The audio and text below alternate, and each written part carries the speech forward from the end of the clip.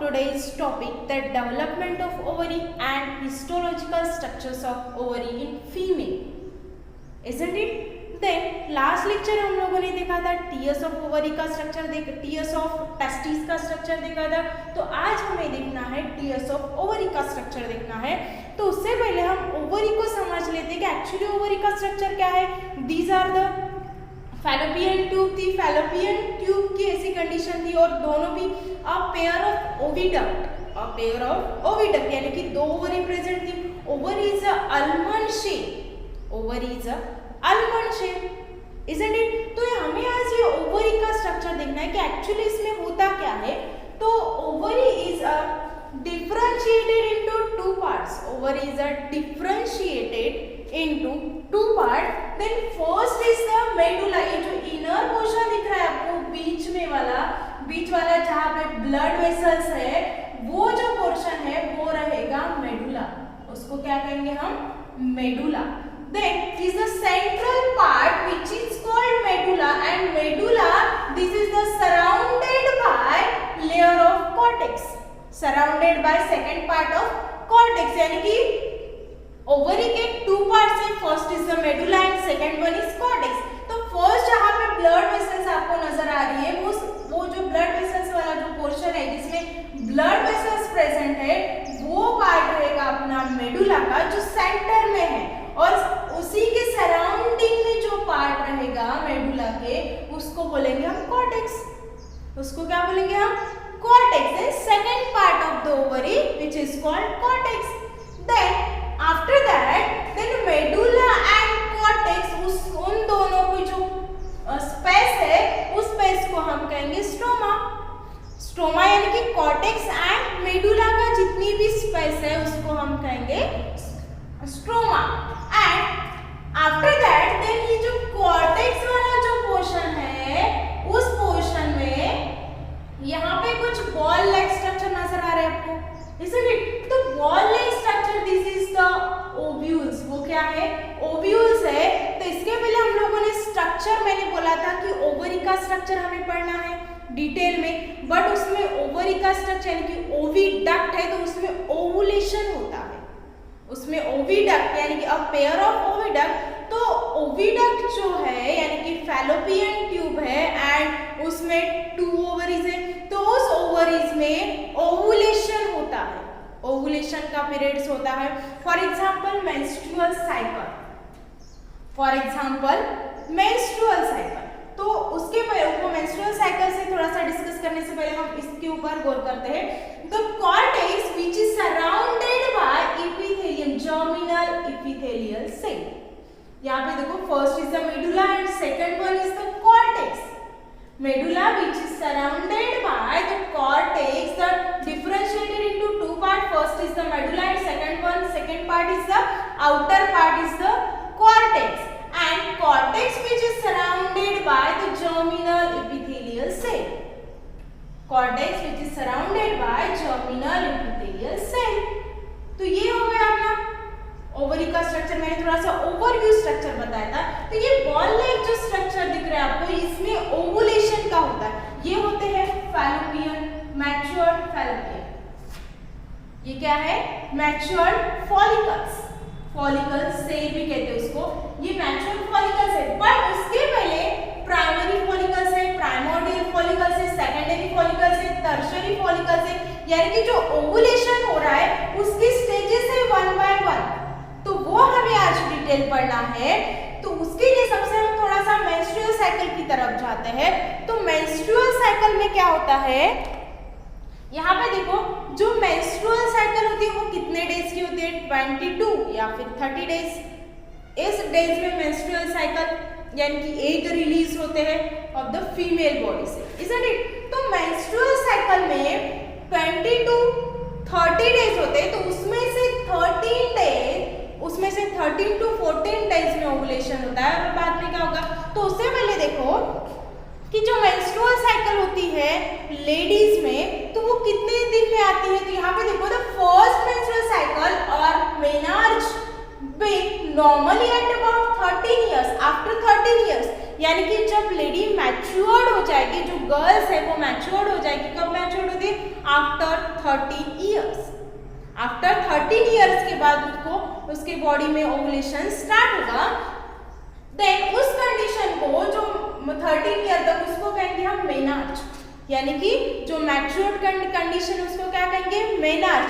But यहाँ पे 45 to 55 years यानी कि क्लोज, जब मेंस्ट्रुअल साइकिल जो वुमन बॉडी में क्लोज होती है यानी कि बंद हो जाती है, वो ईयर कितना होता है?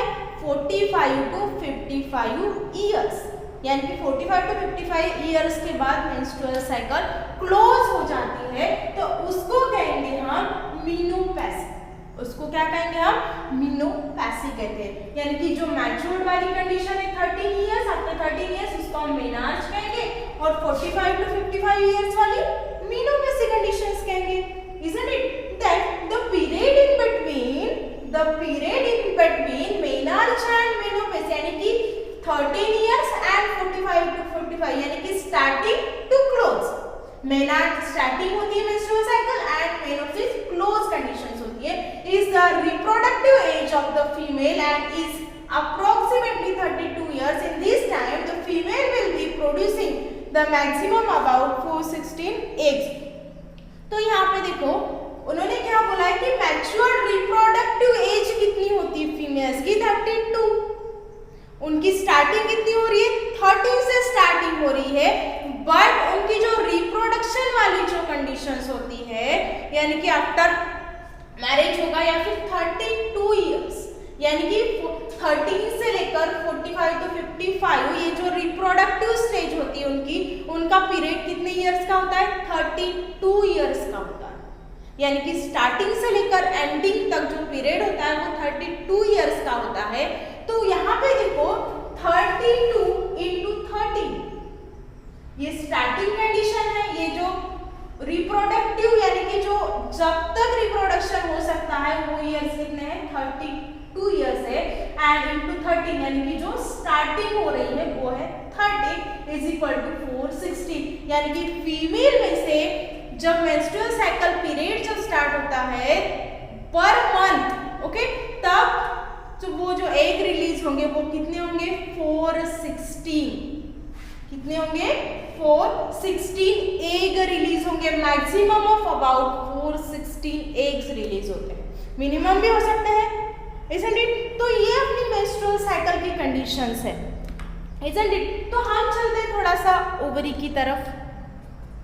तो ये है अपना ओवरी का स्ट्रक्चर। हम फिर से यहाँ पे आते हैं। तो ओवुलेशन का जो पीरियड होता है यानी कि मेंस्ट्रुअल साइकिल जब आती है फीमेल को, वो जो पीरियड होता है उसकी तरफ हम चलते हैं थोड़ा सा। तो यहाँ पे देखो वहां पे लिया है प्राइमोर्डियल फॉलिकल्स, यानी कि 1 डे से स्टार्टिंग होंगी तो 12 डेज तक, यानी कि इनर वाली टीयर्स ऑफ ओवरी में जो ओवुलेशन का जो साइकिल्स है वो कंप्लीट हो जाएगी 1 to 14 days to 13 and 14 days, 12, 13, 14 ये 14 डेज तक ये ओवुलेशन का पीरियड यानी कि ये साइकिल कंप्लीट हो जाएगी। बाद में एग रिलीज होंगे फीमेल के बॉडी में से। Isn't it? तो यहाँ पे 1 by 1 हमें साइकिल देखने की, उसमें चेंजेस कैसे होते हैं, वो प्राइमोर्डियल से प्राइमरी सेल्स कैसे बनते हैं, प्राइमरी फॉलिकल्स, सेकेंडरी फॉलिकल्स, ये 1 by 1 कैसे चलते हैं। तो फर्स्ट ऑफ ऑल यहाँ पे देखो ये जो स्ट्रक्चर आपको बॉल लाइक स्ट्रक्चर्स नजर आ रहे हैं, बॉल लाइक स्मॉल या फिर बड़े, स्मॉल होंगे, लार्ज होंगे, ये जो स्ट्रक्चर्स नजर आ रहे हैं, this is the follicle cell, this is the follicle cells. उसको क्या कहेंगे हम? इसको फॉलिकल्स। ये जो मैच्योर्ड फॉलिकल है, सेकेंडरी फॉलिकल, टर्शियरी फॉलिकल्स, इसको हम कहेंगे फॉलिकल्स। और यहाँ पे जो इसके इनर पोर्शन में यहाँ पे जो प्रेजेंट है वो रहेगा oocytes। उसको क्या कहेंगे हम?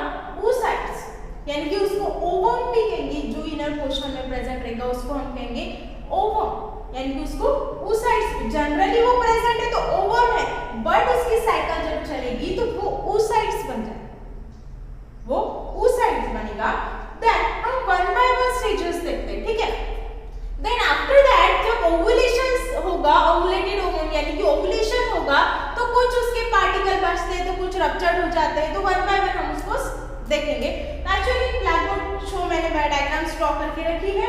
तो यहाँ पे देखो फर्स्ट स्टेज से मैंने फर्स्ट स्टेज यानी कि फर्स्ट स्टेज से स्टार्ट होगी।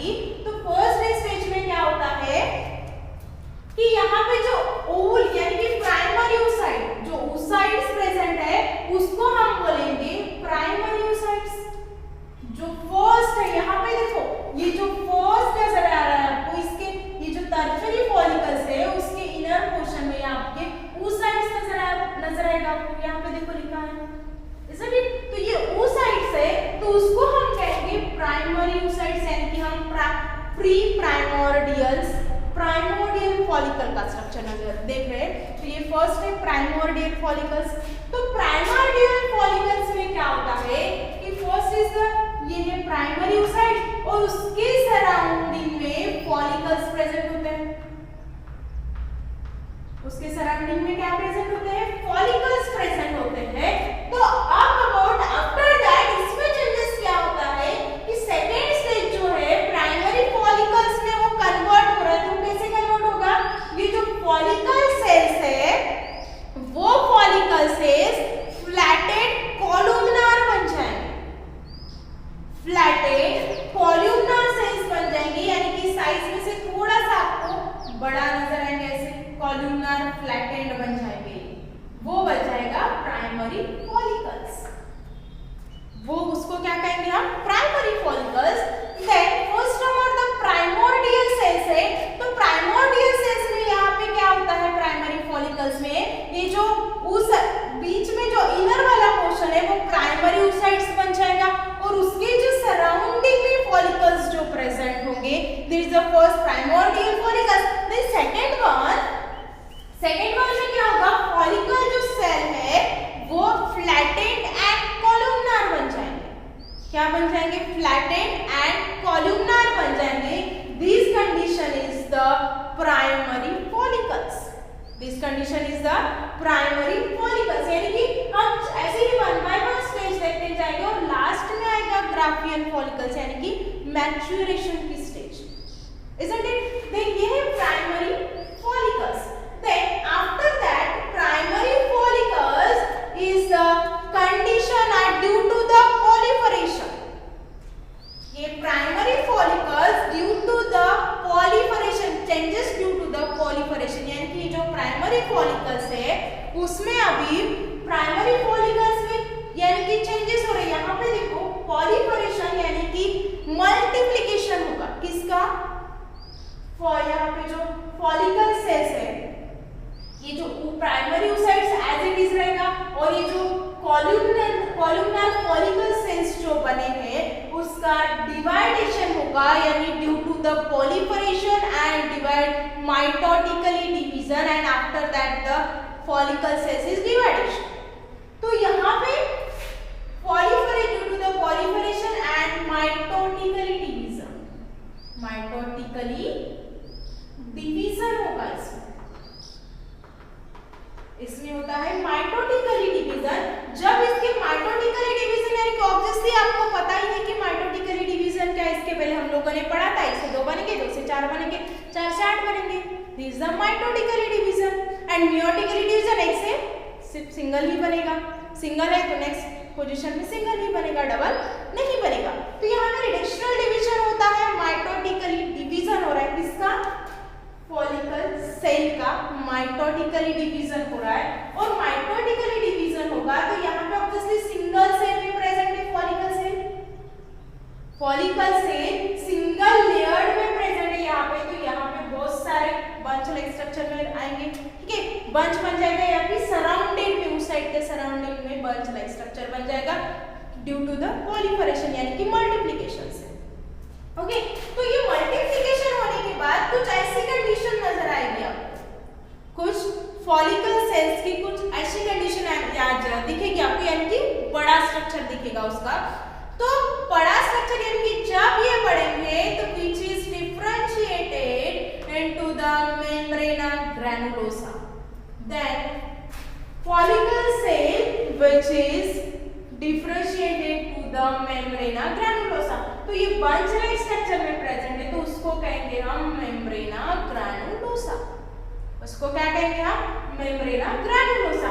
बट यहाँ पे अगर सिंगल फॉलिकल सेल है तो उसको हम कहेंगे ग्रैनुलोसा सेल। सिंगल सेल को हम ग्रैनुलोसा सेल कहेंगे। और यहाँ पे बंच लाइक में बहुत सारे सेल्स प्रेजेंट है तो उसको कहेंगे हम मेम्ब्रेना ग्रैनुलोसा। उसको क्या कहेंगे? मेम्ब्रेना granulosa. Then after that in membrana granulosa which is differentiated into the space-like structure and granulosa differentiated into space-like structure। लेकिन ये सिचुएशन 1 डे से स्टार्ट हो गई है तो 12 डे तक ये सेकेंडरी फॉलिकल्स बनेगा। ये 12 डे तक सेकेंडरी फॉलिकल्स बनेगा, isn't it? यानी कि फर्स्ट से लेकर 12 डे तक ये सेकेंडरी फॉलिकल्स बनेगा। तो ये membrana granulosa which is differentiated into the space like structure, यानी कि छोटा छोटा स्पेस बना लेगा। वो छोटे छोटे जो स्पेस है उस स्पेस में वो बना लेगा, कुछ इस तरह से वो स्ट्रक्चर बनेगा, isn't it? These are the secondary follicles. These are secondary follicles, isn't it? Then after that secondary follicles के बाद हम देखते हैं tertiary follicles। उसके बाद हम देखते हैं tertiary follicles। तो secondary follicles में कुछ space like structure फॉर्म किया था किसने? मेम्ब्रेना ग्रैनुलोसा ने space like structure फॉर्म किए थे तो वो बना था secondary follicles। But after that second one is the tertiary follicles। अब हमें tertiary follicles की तरफ जाना है तो tertiary follicles and लास्ट में मैच्योरेशन स्टेज आएगी। these are the Graafian follicles। तो ये होता है 13 to 14 डेज में। ये कितना होता है? 13 to 14 डेज। यहाँ पे मेंस्ट्रुअल साइकिल का पीरियड कितना है? 28 to 13 डेज। लेकिन उसमें से 14 डेज तक ओवुलेशन होता है बट जो बाकी के दिन बचते हैं वो अलग से है, तो वो हम 1 बाय 1 देखते हैं, ठीक है? तो यहाँ पे देखो टर्शरी फॉलिकल्स जो है हमारी सेकेंडरी फॉलिकल्स हो गई, तो मेम्ब्रेना ग्रैनुलोसा क्या करेगा? जो टर्शरी फॉलिकल्स में है, टर्शरी फॉलिकल्स की मेम्ब्रेना ग्रैनुलोसा कुछ इस तरह से स्ट्रक्चर बना लेगा, यानी कि जो स्पेस लाइक स्ट्रक्चर है उन्होंने छोटे छोटे जो स्पेस बनाए थे, मैं यहाँ फिर से ड्रॉ कर रही हूँ। हो सकता है आपको अच्छे से ब्लैक बोर्ड के ऊपर क्लियर नजर नहीं आ रहा होगा।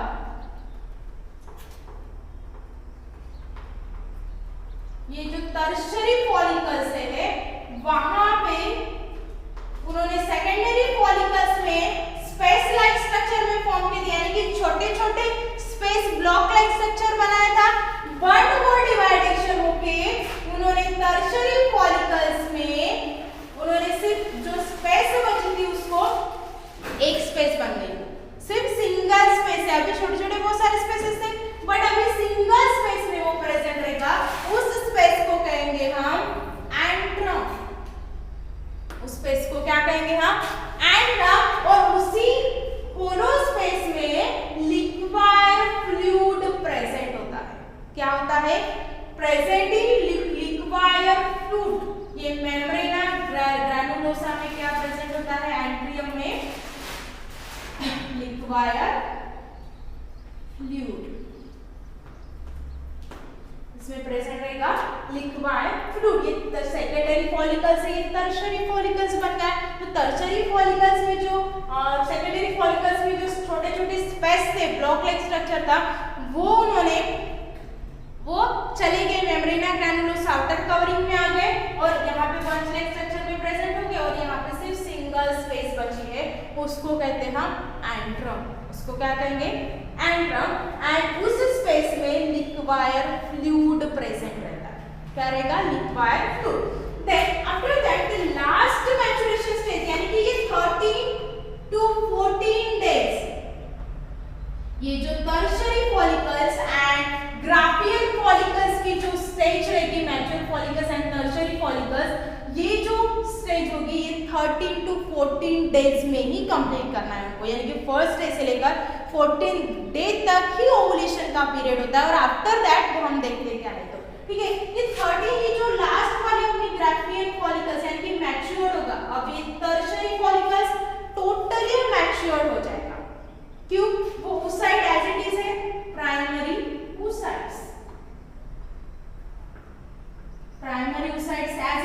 रहेगा और उसके सराउंडिंग में ये जो मेम्ब्रेना ग्रैनुलोसा जो है फॉलिकल सेल का जो कन्वर्जन हुआ था मेम्ब्रेना ग्रैनुलोसा में, वो भी है इसमें एज इट इज रहेगा। जो टर्शरी फॉलिकल्स है वो यहाँ पे एज इट इज नजर आ रही है आपको, लेकिन इसमें अभी बहुत सारे कन्वर्जन होंगे, इसमें बहुत सारे कन्वर्जन होंगे।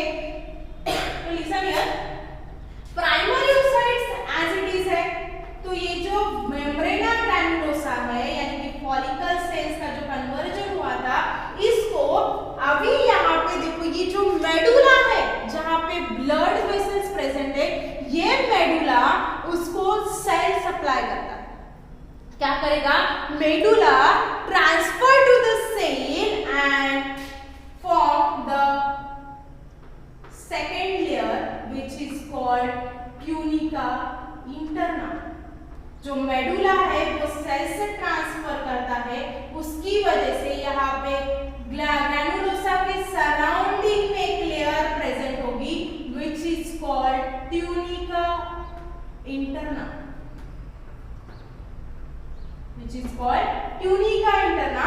Then fibrous cell, then ovary and medulla which is transferred to the fibrous cell, fibrous tissue, ये जो cells है, ये medulla है और ये जो ovary है वो fibrous tissues ट्रांसफर करती है tunica externa, यानी कि ये जो Graafian follicle mature second tertiary follicle से उसको फाइब्रस टिश्यूज ट्रांसफर करता है, उसकी वजह से और एक लेयर बनेगी which is called tunica externa.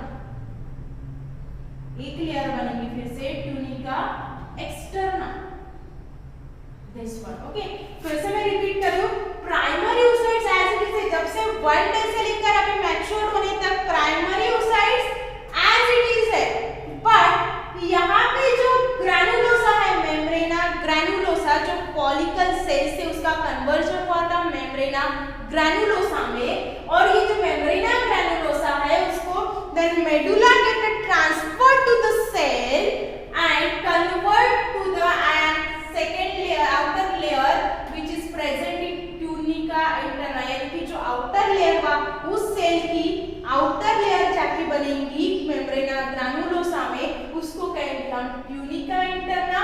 And कुछ fibrous transfer to the fibrous tissues, transfer to the fibrous tissue and get form the outer layer which is called tunica externa, tunica externa.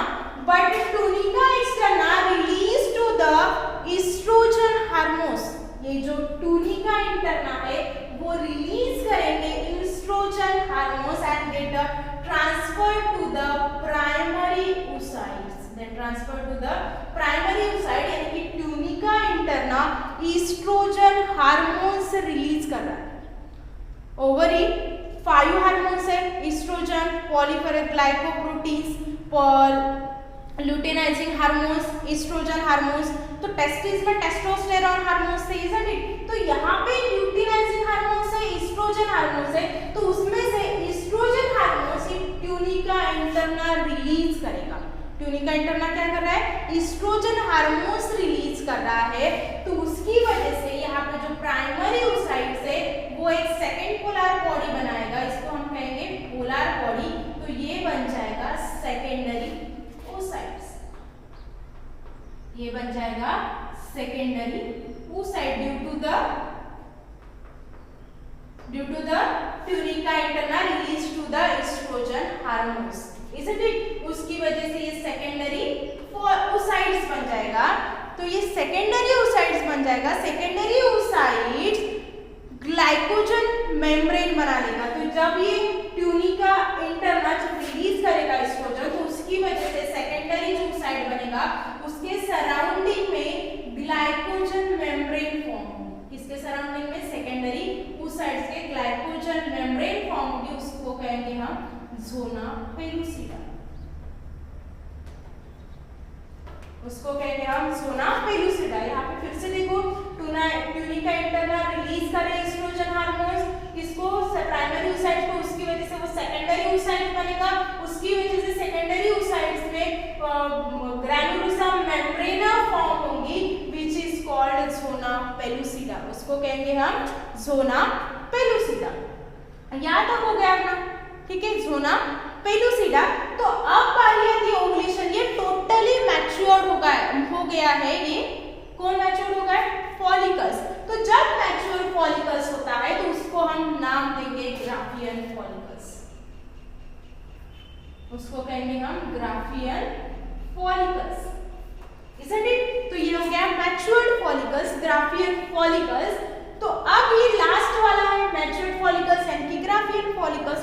तो अब देखो ये जो situation आ गई है, तो अब लास्ट वाली जो मैच्योरेशन स्टेज है, अब उसको रिलीज होना यानी कि ओवुलेशन होना है।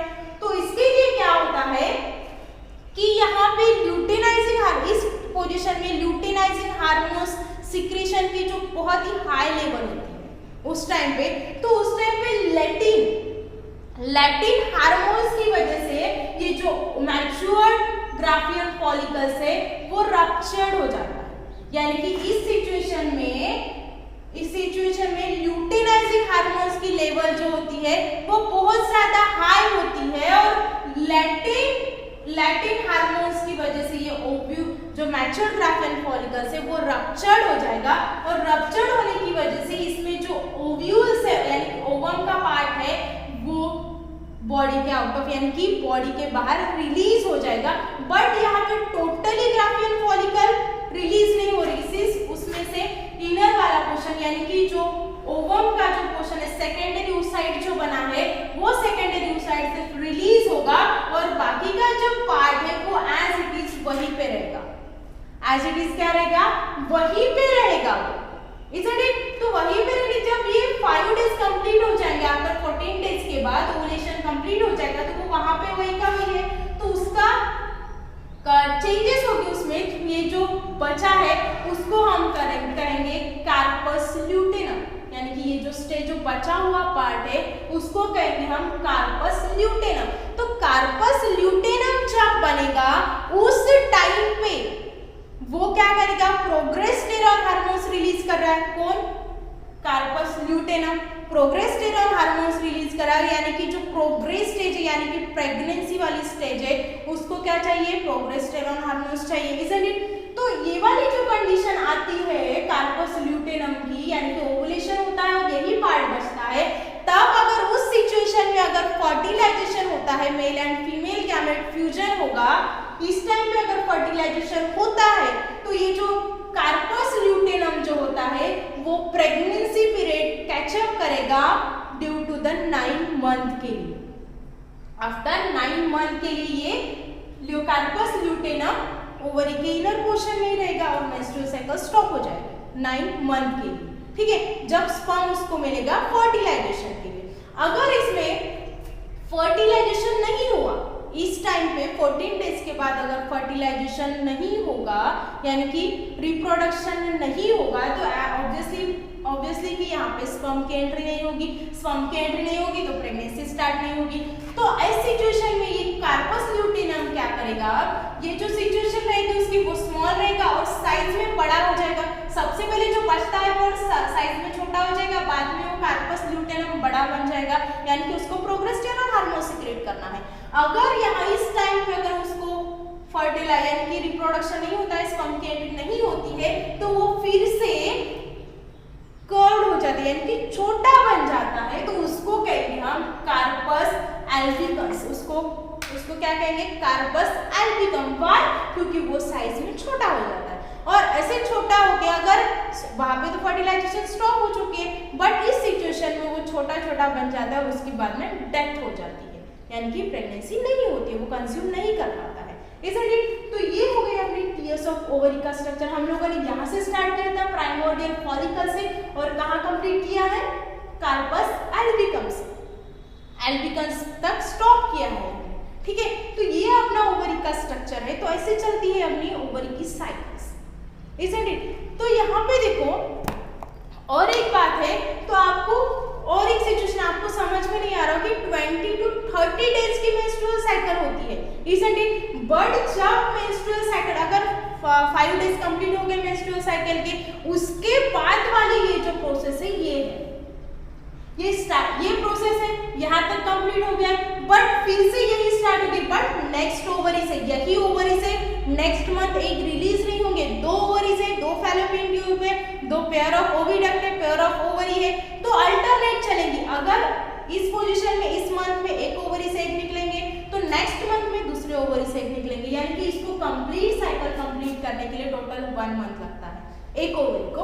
तो यहाँ पे 1 डे से स्टार्टिंग हो गई, 14 डेज में अपने को ओवुलेशन यानी कि एंड मेंस्ट्रुअल साइकिल कंप्लीट हो गई। मेंस्ट्रुअल साइकिल कंप्लीट होने के बाद ये और उसमें से 15 डेज लगते हैं आफ्टर और नेक्स्ट सिचुएशन आने के लिए, इसीलिए 28 डेज अपने को लगते हैं नेक्स्ट मेंस्ट्रुअल साइकिल आने के लिए, isn't it? तो आई होप कि आज का लेक्चर अगर आपको पसंद आया होगा तो प्लीज़ लाइक कीजिए, शेयर कीजिए, सब्सक्राइब कीजिए। अगर आपको कुछ क्वेश्चन है तो आप कमेंट्स बॉक्स में लिखकर भेज सकते हैं। Thank you.